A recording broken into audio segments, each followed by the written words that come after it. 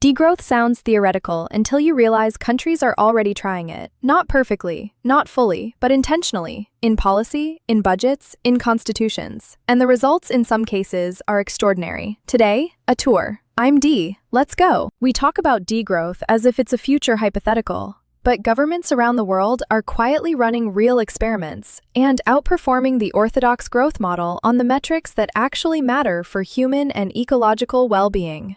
These aren't fringe utopias. They're nation-states, member countries of the OECD and UN, with formal economic strategies that point past growth. And almost nobody talks about them in mainstream economic news. Let me change that. 6 examples. 1. Bhutan. Since 1972, Bhutan has measured gross national happiness instead of, or alongside, GDP. 4 pillars: sustainable development, cultural preservation, environmental conservation, and good governance. Bhutan's constitution requires that at least 60% of the country remain forested. It is one of the few carbon-negative nations on Earth. 2. Costa Rica. Abolished its army in 1948 and redirected the budget into education and healthcare. Today, 99% renewable electricity. Life expectancy above the United States. Not the highest GDP, but consistently among the highest Happy Planet Index scores in the world. 3. The Wellbeing Economy Governments Network, WEGo. Scotland, Iceland, Wales, New Zealand, Finland, Canada.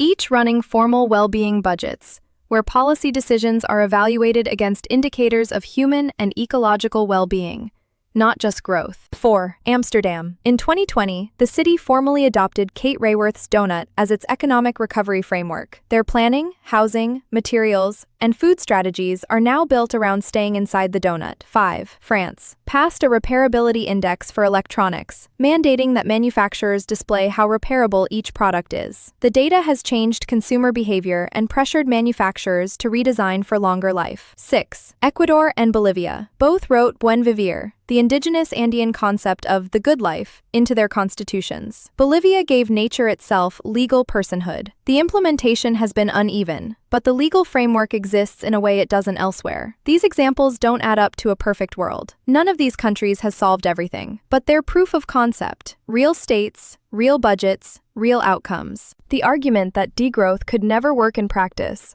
has to contend with the fact that, in pieces, it already does. Which of these examples is closest to where you live? Most policy change starts as imitation. Wales watched New Zealand. Iceland watched Scotland. Cities are increasingly watching Amsterdam. The shift starts with citizens who know what's possible, which means, when someone says degrowth is impossible, you can say Costa Rica or Bhutan or Amsterdam. Not as a debate move, as an information correction. The possible is already happening. In the next video, we explore the hardest pushback to degrowth. Isn't this just rich people telling poor people to stay poor? Gets a direct answer. Subscribe so you don't miss it. Let's build a world that thrives by design, not by default.